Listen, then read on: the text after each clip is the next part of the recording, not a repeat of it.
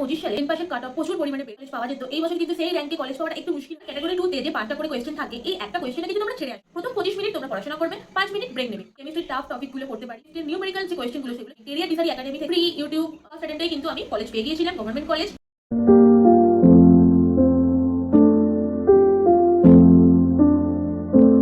Hello everyone, welcome back to my channel. আমি Ananya Pal, second year BSc nursing student of government college of nursing, Saratchandra Chattopadhyay government medical college and hospital. তো আজকের ভিডিওটা খুবই important যারা জেনপাস Yuji 2026 এক্সামটা দিতে চলেছো। দেখো, প্রতি বছর কিন্তু মে কিংবা জুন মাসে এক্সাম হয়ে যায়, কিন্তু আগের বছর বিশেষ কিছু কারণে এক্সাম অনেকটা পিছিয়ে গিয়েছিল। 2026 সালে অফিসিয়ালি কোনো ডেট এখনো রিলিজ হয়নি, বাট টেন্টেটিভলি ধরলে জুন মাসে কিন্তু এক্সাম হওয়ার সম্ভাবনা সব থেকে বেশি। তাহলে যদি আজ থেকে ধরি, অর্থাৎ ফেব্রুয়ারি মাস থেকে জুন মাস পর্যন্ত 3 থেকে 4 মাস কিন্তু তোমাদের হাতে এখনো রয়েছে। এই 3 থেকে 4 মাস অনেকটা সময় যদি তুমি স্মার্ট স্ট্র্যাটেজি দিয়ে পড়াশোনা আজ থেকেই শুরু করো। আর এই 3 থেকে 4 মাসটা খুবই কম যদি তুমি প্যানিক করো আর গিভ আপ করে যাও। তাই আজকের ভিডিওতে আমি আলোচনা করব 3 থেকে 4 মাসে কিভাবে তোমরা জেনপাসের জন্য প্রিপারেশন নেবে, এক্সাম হলে কিভাবে তোমরা টাইম ম্যানেজমেন্ট করবে, আর ডেইলি এফেক্টিভ স্টাডি রুটিন। প্রথমেই আলোচনা করি আগের বছরের কাট অফ নিয়ে। দেখো, 2024-এর তুলনায় কিন্তু 2025 সালে জেনপাসের কাট অফ প্রচুর পরিমাণে বেড়ে গেছে। আগে যে র্যাঙ্কে গভর্নমেন্ট বিএসসি নার্সিং কলেজ পাওয়া যেত, এই বছর কিন্তু সেই র্যাঙ্কে কলেজ পাওয়াটা একটু মুশকিল হয়ে গেছে। এর কারণ হচ্ছে অ্যাপ্লিকেন্টের সংখ্যা বেড়েছে, নার্সিং প্রফেশনের প্রতি অ্যাওয়ারনেস বেড়েছে, সবাই এখন পিওয়াইকিউ, মক টেস্ট, ইউটিউব সমস্ত রিসোর্স ব্যবহার করছে, ফলে প্রত্যেকের অ্যাভারেজ স্কোরটাও কিন্তু বাড়তে চলেছে। বাট কাট অফ বেড়ে যাওয়া মানে কিন্তু এক্সাম ইম্পসিবল হয়ে গেল এরকম কিন্তু কোনো ব্যাপার না। কাট অফ বেড়েছে মানে তোমাদের কম্পিটিশন বেড়েছে। সবাই যেমন প্রচুর রিসোর্সের ব্যবহার করছে, তোমাদেরকেও সেই পরিমাণ রিসোর্সের ব্যবহার করতে হবে এবং তোমাদের পড়াশোনাকে এফেক্টিভলি বাড়াতে হবে। আগের থেকে অনেক বেশি স্মার্ট এবং ফোকাসড হতে হবে। এটা তো গেল কাট অফের কথা। এবারে আমি বলবো এক্সাম প্যাটার্ন এবং টাইম ম্যানেজমেন্ট। তো তোমরা অনেকেই ড্রপ স্টুডেন্ট আছো, অনেকেই ফ্রেশার স্টুডেন্ট আছো, তো প্রত্যেকেই তোমরা জানবে জেনপাস এক্সামের টোটাল মার্কস হলো 115, কোয়েশ্চেন থাকে 100টা, টাইম থাকে 90 মিনিট মানে 1.5 ঘন্টা, এবং সব থেকে ইম্পর্টেন্ট হলো নেগেটিভ মার্কিং আছে। তাই এখানে নলেজের পাশাপাশি টাইম ম্যানেজমেন্ট এবং কোয়েশ্চেন সিলেকশন সব থেকে ইম্পর্টেন্ট। এক্সামে থাকে ফিজিক্স, কেমিস্ট্রি, বায়োলজি, ইংলিশ এবং লজিক্যাল রিজনিং। এই 5টা সাবজেক্টের মধ্যে বায়োলজি, ইংলিশ এবং লজিক্যাল রিজনিং এই 3টে সাবজেক্ট হচ্ছে তুলনামূলক সহজ। তাই চেষ্টা করবে যে এই 3টে সাবজেক্টের ওপর বেশি জোর দেওয়ার। ফিজিক্স, কেমিস্ট্রি এবং বায়োলজিতে 20টা কোয়েশ্চেন থাকে, যার মধ্যে 15টা এমসিকিউ থাকে 1 মার্কসের এবং নেগেটিভ মার্কিং থাকে -0.25, এবং বাকি 5টা এমসিকিউতে কোনো নেগেটিভ মার্কিং থাকে না এবং সঠিক হলে +2 পাওয়া যায়। ফলে গোল্ডেন অর্ডার হলো প্রথমেই ফিজিক্স কিংবা কেমিস্ট্রি দেখে ঘাবড়ে যাবে না, কারণ ফিজিক্স কিংবা কেমিস্ট্রির কোয়েশ্চেনগুলো এত লং হয় এবং পড়তে পড়তে টাইম চলে যায়। তাই সবার প্রথমে কোয়েশ্চেন পেপার হাতে পেয়ে বায়োলজি সেকশনে চলে যাবে। বায়োলজিতে 15 থেকে 20 মিনিটের বেশি টাইম দেবে না। যদি কোয়েশ্চেন জানা থাকে তাহলে টিক দেবে, আর না জানা থাকলে স্কিপ করবে। এরপর ইংলিশ এবং লজিক্যাল রিজনিং এই দুটো সাবজেক্টে কিন্তু 20টা করে কোয়েশ্চেন থাকে এবং প্রত্যেকটাতে 1 মার্কস করে থাকে এবং নেগেটিভ মার্কিং থাকে -0.25। তাহলে বায়োলজির পরে তোমরা ইংলিশ শুরু করবে। ইংলিশে কিন্তু 10 থেকে 15 মিনিটের বেশি তোমরা টাইম দেবে না। তারপরেই চলে যাবে লজিক্যাল রিজনিং এ। লজিক্যাল রিজনিং একটু ভেবেচিন্তে করতে হয়, তাই একটু বেশি টাইম লাগে। হাইয়েস্ট 20 থেকে 25 মিনিট টাইম দেবে। 1 ঘন্টার মধ্যে এই 3টে সাবজেক্ট যদি তোমরা কভার আপ করতে পারো, তাহলে এখনো হাতে থাকবে 30 মিনিট। এই 30 মিনিটে তোমাদের ফিজিক্স এবং কেমিস্ট্রি কমপ্লিট করতে হবে। ফিজিক্স এবং কেমিস্ট্রি শুরু করার সব থেকে প্রথমেই তোমরা পার্ট 2 তে চলে যাবে, কারণ এখানে কোনো নেগেটিভ মার্কিং থাকে না।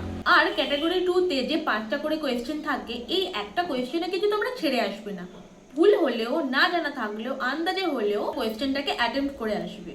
এই ক্ষেত্রে বলি, তোমরা প্রথমে কেমিস্ট্রি করবে, তারপরে তোমরা ফিজিক্স করবে, কারণ কেমিস্ট্রির ক্ষেত্রে অনেক সময় কোয়েশ্চেন সহজ হয়, অর্গানিক কেমিস্ট্রি থাকে, ফলে খুব বেশি ক্যালকুলেশন করতে হয় না। তারপরে যদি টাইম থাকে তখন তোমরা ফিজিক্স অ্যাটেম্প্ট করবে। বারবার বলছি যে কোয়েশ্চেন পেপার পেয়েই কিন্তু ফিজিক্স দিয়ে শুরু করবে না, কারণ এতে তোমার প্যানিক শুরু হবে আর জানা কোয়েশ্চেনও তুমি ভুল করে আসবে।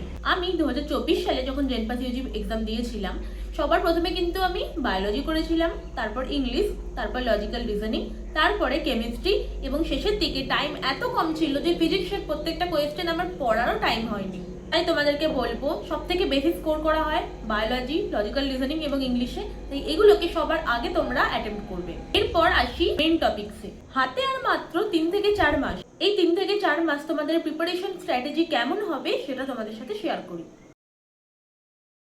যেহেতু খুব কম সময়, তাই হার্ড ওয়ার্ক এবং স্মার্ট ওয়ার্ক দুটোই করতে হবে। তোমরা যারা ফ্রেশার্স, যারা সবে মাত্র ক্লাস 12 পাস করে মানে উচ্চ মাধ্যমিক পাস করেছো, তাদের ক্ষেত্রে কিন্তু বিষয়টা খুবই সহজ হবে, কারণ তাদের অলরেডি ক্লাস 12 এর পড়াটা কভার করা আছে। তাদের এখন ক্লাস 11 এর সিলেবাসটা আগে কভার আপ করতে হবে, তারপর ক্লাস 12 এর যেটা অলরেডি তাদের পড়া আছে সেটাকে রিভিশন করতে হবে। আর যারা ড্রপার স্টুডেন্ট, তাদের তো 11-12 দুটোই মোটামুটি আগের বছর থেকে কমপ্লিট করা আছে, আর একটু স্মার্ট উপায়ে এগুলোকে রিভাইজ করতে হবে।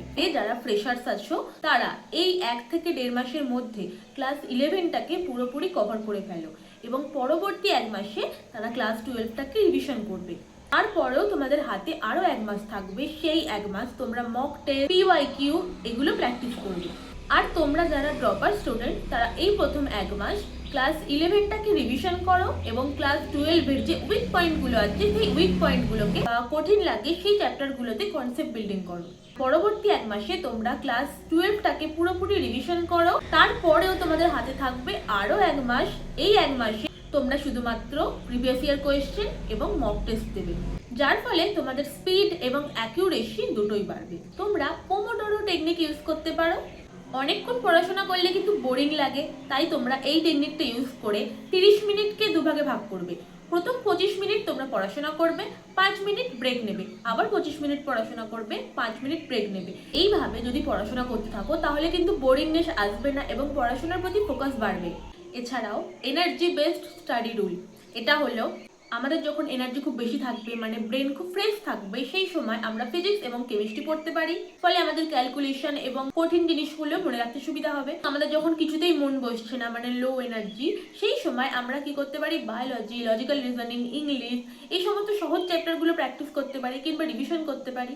এছাড়াও একটা ডেলি রুটিন তোমাদের সাথে শেয়ার করছি, যেটা তোমরা ফলো করতে পারো। যেমন সকালবেলা আমাদের ফোকাস খুব বেশি থাকে, তাই আমরা সকালে কেমিস্ট্রির টাফ টপিকগুলো পড়তে পারি। একটু বেলার দিকে ফিজিক্স এবং ফিজিক্যাল কেমিস্ট্রির নিউমেরিক্যাল যে কোয়েশ্চেনগুলো সেগুলো সলভ করতে পারি। তারপর বিকাল থেকে এনার্জিটা একটু লো হয়ে যায়, সেই জন্য আমরা সেই সময় ইংলিশ এবং লজিক্যাল রিজনিং প্র্যাকটিস করতে পারি। সন্ধ্যার দিকে আমরা অর্গানিক কেমিস্ট্রি পড়তে পারি। আর একটু রাতের দিকে আমরা সারাদিন যা পড়লাম সেটাকে রিভিশন করতে পারি এবং পিওয়াইকিউ প্র্যাকটিস করতে পারি। আসলে মাপজোক করে কিন্তু পড়া যায় না। পড়তে যখনই বসবে, যতদূর পড়া হোক না কেন, যতটুকু পড়েছো সেইটুকু যেন এফেক্টিভ হয় সেটা কিন্তু বজায় রাখতে হবে। আর একটা কথা কিন্তু মনে রাখতে হবে যে 115 মার্কসের এক্সাম হওয়া সত্ত্বেও 60 থেকে 65 মার্কস যদি তুমি স্কোর করতে পারো, তাহলেই কিন্তু তুমি গভর্নমেন্ট কলেজ পেয়ে যাবে।